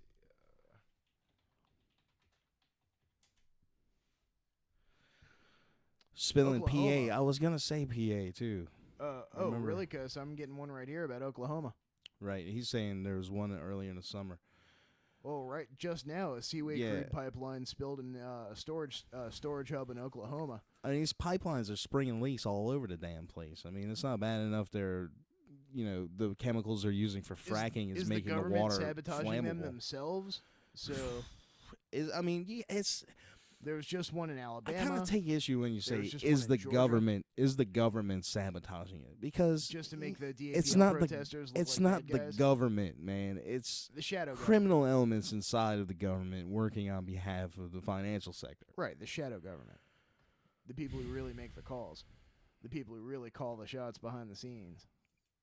Not just the wear, but the underwear of society. The real real meta of the story, the stuff that's not in the headlines. Okay, so before we get too far ahead of ourselves, tell us about the pyramid. Well, hang on, that is getting too far ahead of ourselves. Last week, we can get back to this. I want to play this before I forget because we didn't get to play it last week. All right, go ahead, Dan. Well, you know, now that we're just talking about the shadow government, it seems germane. We haven't heard a whole lot of St. Ron in a while. He's not running for anything. But this article published recently, the 24th, by the Ron Paul Institute for Peace and Prosperity, The Path to Total Dictatorship, America's Government and Its Silent Coup. This article wasn't actually written by Ron Paul. So before we get out too far into that, it's written by a guy named John Whitehead. St. Ron. You're ridiculous with that. Go on. Shit's funny. But anyhow, this guy says, starts off by quoting Senator William Jenner. Today, the path to total dictatorship in the U.S. can be laid by strictly legal means, seen and unseen and unheard by Congress, the President of the people. Outwardly, we have a constitutional government. We have operating within our government and political system a well-organized political action group in this country, determined to destroy our Constitution and establish a one-party state. This important point to remember about this group is not its ideology, but its organization. It operates secretly, silently, continuously to transform our government. This group, it is answerable neither to the President, nor to Congress, nor the courts. It is practically irremovable, and this was said by Senator William Jenner in 1954. Unaffected by elections, unaltered by populist movements, beyond the reach of the law. Say hello to America's shadow government. A corporatized, militarized, entrenched bureaucracy that is fully operational and staffed by unelected officials who are in essence running the country. This shadow government represents the hidden face of a government that has no respect for the freedom of its citizenry. You know what kills me about all this, man? How long have we been droning on and on and on about this shit? And now it's all just out in the open for everyone to see, and still nobody gives a goddamn, man. And it's like, you don't even get like an acknowledgement, you know what I mean? It's like, I still get called a tinfoil hat wearer for talking about facts that are out in the open. It kills me, man. Well, yeah, people. I mean, what is it going to take? It's confirmation bias. I mean, that's why we named this show Reality Brief. What sculpts your reality? Is it MTV? Is Total Request Live? Now they don't even show fucking music videos anymore. But is it your BuzzFeed app on Facebook or your smartphone or whatever the hell? Fucking where do people really get their reality? And people don't want to think about this. They don't want to think about stuff like the deep state. And what is the deep state? No matter which candidate wins this presidential election, the shadow government is here to stay. Indeed, as recent documents by the FBI reveal, this shadow government, also referred to as the 7th Floor Group, Google that, folks, the 7th Floor Group, in parentheses, may well have played a part in who will win the White House this year. To be precise, however, the future president will actually inherit not one, but 2 shadow governments. The first shadow government, referred to as COG, or Continuity of Government, is made up of unelected officials who have been appointed to run the government in the event of a catastrophe, whatever that might entail. COG is a phantom menace waiting for the right circumstances, a terrorist attack, a natural disaster, an economic meltdown, total economic collapse, to bring it out of the shadows where it operates even now. When and if COG takes over, the police state will transition to martial law. Yet it is the second shadow government, also referred to as the deep state, that poses the greater threat to freedom right now. Comprised of unelected government bureaucrats, corporations, contractors, paper pushers, and button pushers who are actually calling the shots behind the scenes. This government within a government is the real reason that we, the people, have no real control over our government. The deep state, which operates according to its own compass, heading regardless of who is formerly in power, makes a mockery of elections and the entire concept of a representative government. So let me stop you right there. And what have we learned recently? Well, I mean, we've known it, but what have we put forth out to you guys recently about who these people are and what their roots are? That it's pretty much a revolving door between industry and state? No, the people that are involved in that. That they're people you'll never hear about? That they're Nazis, man, with spaceships, dude. Oh, yeah, that. Nazis with spaceships, guys. These people that we've been talking about, that, remember when we said the Operation Paperclip crew and the Fourth Reich infiltrated the military-industrial complex and the financial sector? This is Hydra. This is who we're talking about. This is what we're talking. Yeah. This is what we're dealing with This is the now. cabal. This is the New World Order, the deep state. It's the militarized police who have joined forces with the state and federal law enforcement agencies in order to establish themselves as a standing army. It's the fusion centers and spy agencies who've created a surveillance state and turned us all into suspects. It's the courthouse and prisons that have allowed corporate profits to take precedence over due process and anything even vaguely resembling justice. It's the military empire with its private contractors and defense industry that is bankrupting the nation. It's the private sector with its 854,000 contract personnel with top-secret clearances, a great number of that top-secret dated civilian employees of the government. It's what former congressional staffer Mike Lofgren refers to as a hybrid of national security and law enforcement agencies: the Department of Defense, the State Department, Homeland Security, the CIA, the Justice Department, the Treasury, the Executive Office of the President via the National Security Council, the Foreign Intelligence Surveillance Court, a handful of vital federal trial courts, and members of the Defense and Intelligence Committees. It's every facet of government that is no longer friendly to freedom and working overtime to trample the Constitution underfoot and render the citizenry powerless in the face of government's power grabs, corruption, and abusive tactics. And we're seeing this right now on the ground at the DAPL protests, folks. These are the key players that drive the shadow government. This is the hidden face of the American police state that will continue long past Election Day. Just consider some of the key programs and policies advanced by the shadow government that will continue no matter who occupies the Oval Office. Domestic surveillance. No matter who wins the presidential popularity contest, the NSA, with its $10.8 billion Black Op annual budget, will continue to spy on every person in the U.S. who uses a computer or a phone.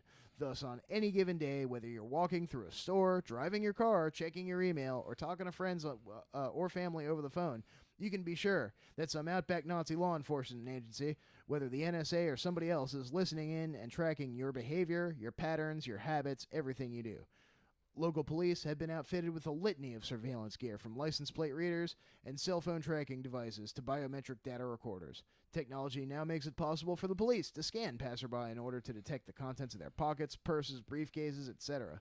A couple months back, we had that, I can't remember what state it was, but they were taking those RFID scanning technologies with the chips in your credit card, right? And they'd pull you over. Scanning everybody. They'd pull you over for, like, you know, failure to use a turn signal or whatever it was, whatever stupid thing the road pirate's going to pull you over for, right? And then they go bloop bloop on your credit card, right? And they look at your bank account. Yeah, they look at your bank account and they say, "Oh, you've got $4,000 in there? Well, that's suspicious. That's got to be drug money." And then, boom, take it from you. Asset forfeiture. Give me that. Bam. Yeah. Over nothing. And they just take it right out of your bank account. No due process, no trial by jury, no chance to face your accuser, none of that shit. Now, just summary outback justice. Supposedly they revolted on that and they are no longer doing that. But keep in mind, this is what they want to do. And they will do it if they can. If they can get away with it, they will do it. So, let's see. Domestic surveillance. Oh, yeah. As you were saying, full body scanners, which perform virtual strip searches. Yeah, full body scanners. Let's see. They can give you cancer, too. Plane have gone mobile. With roving and even that's a racket. With roving police vans that peer into vehicles and buildings alike, including homes.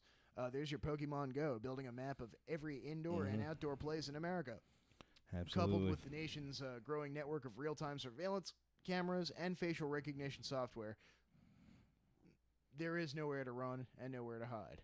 Global spying. The NSA's, real quick, Michael Chertoff, a prominent figure in the whole 9/11 investigation, is one of the guys who owns one of the controlling shares in those body scanners. And he also, he was the head of the Homeland Security for a while there, and he was there when they implemented the body scanners. And it was funny because... Isn't that a hell of a racket? Now, you remember when, what was it, the underwear bomber? Yeah, I remember the underwear bomber. All right, and then, you know, we had that guy, what was his name, Kurt Haskell. He came out and he said that, you know, intelligence assets put the guy on the plane and all this and that, but then they had him ready that day to put in the body scanners. Oh, the underwear bomber, we need body scanners. And they had them ready that day. They put in the order months before. Yeah. So it's pretty clearly a scam. There's nothing else to call it. It's a goddamn Just scam. like the Patriot Act. It's security theater. It doesn't really keep anybody safer. It makes you think that you're safer at the cost of taxpayers. Look at the Patriot Act. That giant stack of paper that oppresses everyone, right? They didn't cook that up in 2 days after 9/11. What, are you kidding me, man? They had that thing just Project waiting. for New American Centuries just waiting had this for a minute. They had the Patriot Act. So what else is going to continue regardless of who's in office? Global spying. The NSA's massive surveillance network, which WAPO refers to as a $500 billion espionage empire, will continue to span the globe and target every person on the planet who uses a phone or a computer. The NSA's Echelon program intercepts and analyzes virtually every phone call, fax, and email message sent anywhere in the world. In addition to carrying out domestic surveillance on peaceful political groups, Echelon has also been a keystone in the government's attempts at political and corporate espionage. And they've spied on the Tea Party, they've spied on Greenpeace, they've spied on everybody. There's a trigger word from the 90s. If you said Echelon, you were a tinfoil wearing hat, freakazoid, living in a fantasy land, which we now all know all to be true, but people still don't want to realize it's true. I'm sorry, I'm not trying to get in all AJ Gator-like, but it's frustrating, man. I mean, how long have you been trying to tell people about this kind of stuff, man? And I swear to God, I get the same reaction now that I got 10 years ago when it's all in everyone's face, not true. man. You're crazy. You're paranoid. The same damn reaction, like none of this ever even happened. Roving TSA searches. The American taxpayer will continue to get ripped off by government agencies in the dubious name of national security. One of the greatest culprits when it comes to swindling taxpayers has been the Transportation Security Administration, which we just talked about with its questionable deployment, fraudulent deployment, and of complete mismanagement of millions of dollars worth of airport full body x-ray scanners, punitive pat-downs by TSA agents, and thefts of travelers' valuables. I just need to check your asshole. Considered essential to national security, the TSA programs will continue in airports and at transportation hubs around the country. USA Patriot Act, NDAA, indefinite detentions of American citizens, America's so-called war on terror, which it has relentlessly pursued since 9/11, will continue to chip away at our freedoms, unravel our Constitution, and transform our nation into a battlefield. Thanks in large part to such subversive legislation as the USA Patriot Act and the National Defense Authorization Act. Dude, I was talking to this guy I work with today, man, and, you know, we're going back and forth on the Trump and Clinton thing, as always, because people are just so stuck in this damn shit. Like, yes, it would be better to have Trump than Hillary Clinton. Maybe we might possibly get out of some of these shit trade deals, and we might possibly not go to immediate thermonuclear war with Russia. But, you know, it's not going to happen, all right? It's rigged, and that's the whole point. And I'm trying to tell this guy, look, it's rigged, right? Oh, well, you know, you don't have, I never seen no proof of that. I'm like, you don't look, man. It's right there for you to see. There's people in jail. I mean, I heard about this shit on NPR, yo. Dude, this shit has been exposed over and over again. What will it take? It's like, there's no proof. What do you mean there's no proof? Open your goddamn eyes. Yep. So let's see. What else is going to continue? Regardless of who you vote for, keep in mind, folks, this is the shadow government you got to look out for. The SWAT team raids, the domestic drones, the school-to-prison pipeline, over-criminalization of everything. There's a book out there, 3 Felonies a Day, that tells about how the average American commits 3 felonies a day and doesn't even realize it. Privatized prisons and endless war, ginning up with Russia. So that's the deep state, guys. It's not just the people that, you know, control the money. It's not just the people that actually push the pens, but, you know, it's the entire backbone of the apparatus of the state that you have to watch out for. We need to stop talking about this before I blow an artery out the side of my head, man. Well, all right, we're going to spaceships. Hey, all right. Before we do, let's talk about that when we get back. All right, so last week we were talking about the supposed excuse me. I got Nazis on the brain. These supposed Alaskan pyramids, right, producing energy and all this and that. And we had Linda Moulton Howe, which we know, you know, she's a big name. She's been around for a while. She's been doing this stuff. She gets whistleblower stuff. People trust her. This is what she had to say at a recent convention about the Alaskan that you have been working on in Alaska. That is one of my all-time favorite stories of yours and how it relates to the gods that are in antiquity. I got a call from a man who said I had served in an intelligence unit at Fort Richardson in Alaska, and he said there were about 40 of us in a rec room one night at the end of 1993 where they were watching television just like normal after dinner, and there was a program that came on and said that there was a special about a large pyramid that had been found underground about 60 miles west of Mount McKinley in the Denali Park. And the Fort Richardson intel guy said that they all talked in the rec room about, my God, here we are in Alaska, and they're saying there's this huge pyramid, that it's underground. I want to find out more about that. After this broadcast, I thought I want to go and explore this area. So he called up the Channel 13 TV station in Anchorage and said, I just saw with other guys this show, and I would like to buy a copy of this program. And so he said, I just decided I would drive down to that station, and I asked for the manager's office, came out, I said, I would like to pay money for a copy of that program that you had on last night about the underground pyramid in Alaska. And now he's talking to the general manager, and the general manager said, you must be mistaken. We didn't broadcast anything last night about an underground pyramid. He said, well, I was with 40 guys, and we watched it and we talked about it. It was on your station. And the manager said, no, there's been some misunderstanding. And the intel guy says, the manager goes back into his office. He's walking to leave in great confusion, and a man came toward him, said, I'm an engineer, and I just wanted to tell you, yes, we did do a broadcast. You're right, and left. So he had this mystery and said, can you help me find this videotape? I went on Coast and did an Earth Files and a Dreamland with Whitley Strieber, and we were saying if there's anybody out there who has any information about this pyramid, please get in contact with me. And that was followed by two people, both the second generation of the firsthand experiencers. I did a series of reports with what would be the sons of men who had firsthand experiences about this big underground pyramid.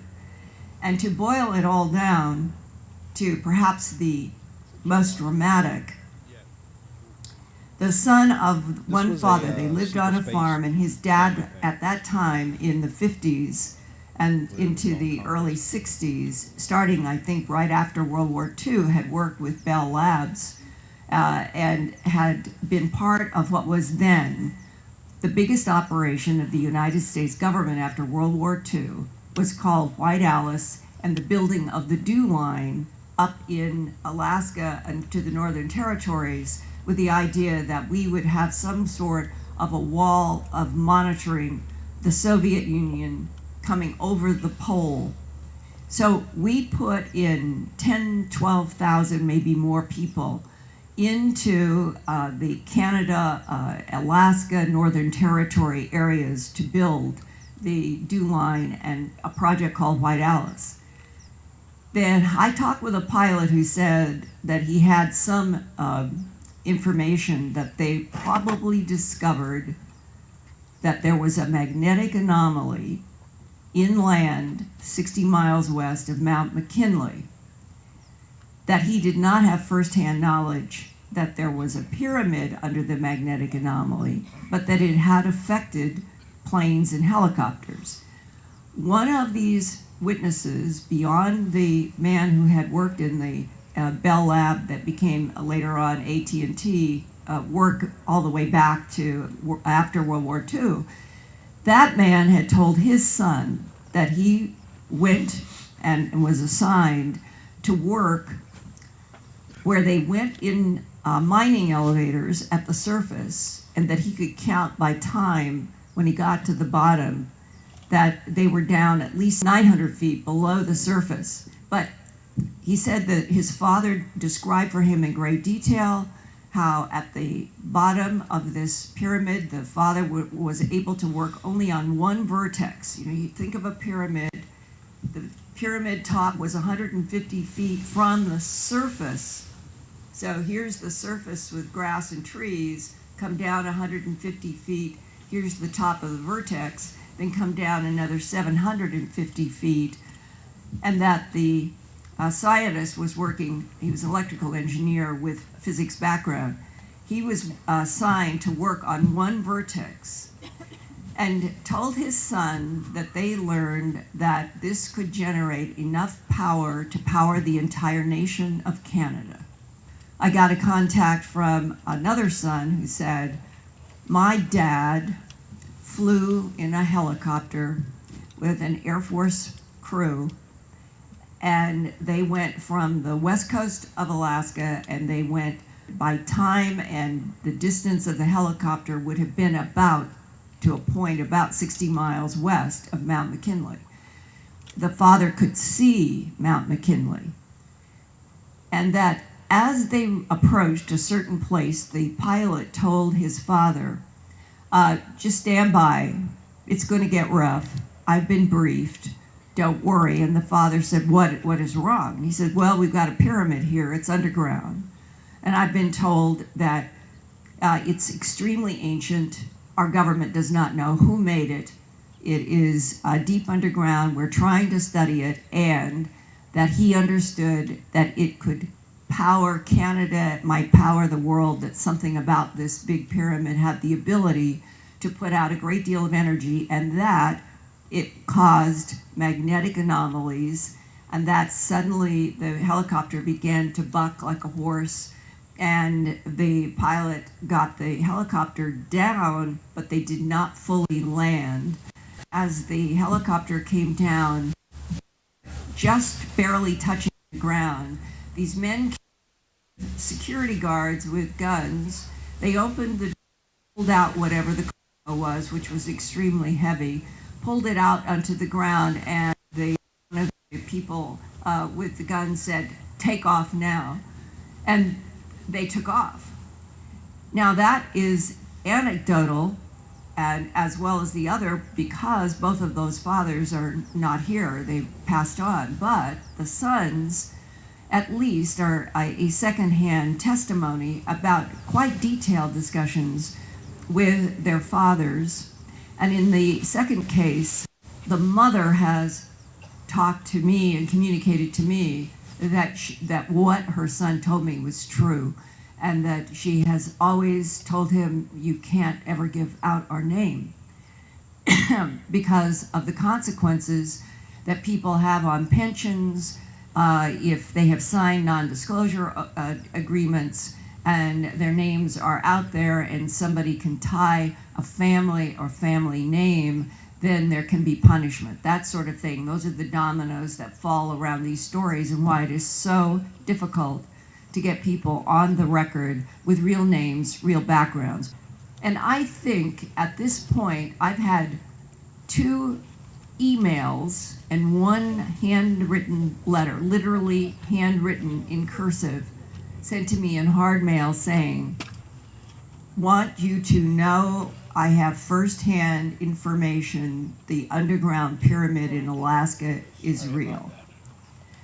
How far back and what has been the influence of extraterrestrials on this planet, like the DIA guy told me 270 million years ago, 3 competing civilizations, and that we humans, Homo sapiens sapien, got down on our knees and called them gods. And that right now on this planet, the death and destruction over whose God is better than another God is insane. So if there are non-humans who can put a stop to this by at least telling us the truth about what our past has been, what is going on in the present, and are they going to come back? Is there going to be any straightforward introduction of non-humans to this planet, let's say in this century? It's way past time that this occurred. We need to know we're not alone in this universe, and that David and Jim and Mike and others, we are talking. She's gonna keep going on about aliens there for a little while, but the pyramid thing is quite interesting. I had heard something about pyramids in the last while ago, and this just recently popped up. That conference was from pretty recently, and there's a lot of theories out there about the pyramid power plant, like the different reasons for the pyramid. The Great Pyramid, to me, is not a tomb. You could say that the smaller ones may have been tombs, and maybe they were emulating the Great Pyramid and burying their kings in there, but they never found a body in the Great Pyramid, and it doesn't. I like the idea that they were used as power plants. I think that's pretty rad. The idea that they had it filled with some sort of bioelectric gel and big orbital mirrors that were in geosynchronous orbit over Egypt that beamed sunlight down into it and made it generate power. I thought that was a pretty far out theory. It's pretty interesting. Now, there's another theory out there that the David Wilcock brand is essentially you got to go in a torsion. There's a whole big backstory to it, but essentially it's harvesting energy from the universe itself, but like it's not 0 point energy. Yeah, but it's not electric energy. If you feel what I'm saying, Yeah, it's more like liquid chi. Yeah, essentially liquid chi. It's like a reverse funnel. So like, it's coming in through the small point and then coming out, and you got a picture two of them stacked on top of each other like an hourglass. But that's a whole entire show talking about that, which I think we've probably already done at some point. Well, we could always do another. There's a lot of people who probably didn't hear it the first time around, so might as well. So before we jump off here, you had one last thing you wanted to go on to? Yeah. Speaking of pyramids, remember how we talked about there were only 6 major companies that control all of American media at this, or 90% of American media at this point? Well, we might be down to 5 soon. Dated October 22nd, 2016. AT&T to buy HBO, CNN, and the rest of Time Warner for more than $80 billion. And another one bites the dust. The Wall Street Journal reports that AT&T has reached a deal to acquire Time Warner for more than $80 billion. Hang on. $80 billion. For more than $80 billion. News of the merger first surfaced on Friday when Reuters and Bloomberg reported that the deal could top $85 billion if successful. AT&T will gain control of huge entertainment and news brands including HBO, Warner Brothers Entertainment, and CNN, and resembles efforts by competing ISPs in recent years to create enormous media conglomerates. Since one of Time Warner's holdings is DC Comics, the wireless company... Oh, now you guys give a shit. The wireless company will also be acquiring Batman. So wait, hold on. Does that mean we're going to see a Game of Thrones Superman crossover? Yes.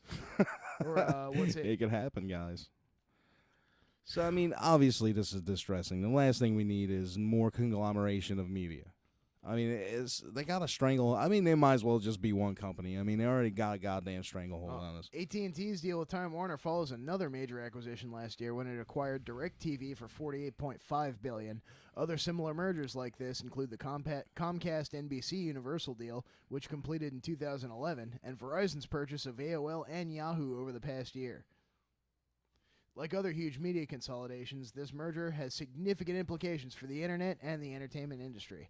As ISPs have expanded their holdings, they have found themselves competing directly with major content creators like Netflix. And one substantial complaint of the ISP market is the lack of competition. Vertical integration forces ISPs to compete with each other, with other companies, both as distributors and content creators, which has created some awkward situations for consumers. Speaking of, would you believe... All right, look, I get intellectual property. You know what I'm saying? But, I just don't have I got a hard time feeling bad when, downloading a movie from a major studio and not paying for it. I mean, the little guy making music, the big corporate conglomerate stuff, I really don't care. So anyway, right? My daughter, she wants to watch The Jungle Book. So I'm looking all over the usual sites on the internet trying to find somewhere to stream The Jungle Book for her, the new one, the live action one. And I can't find it anywhere. So I'm like, oh, damn. So what I do, I dust off the trusty old BitTorrent, right? And I go ahead and I download it. We watch it, had a good time.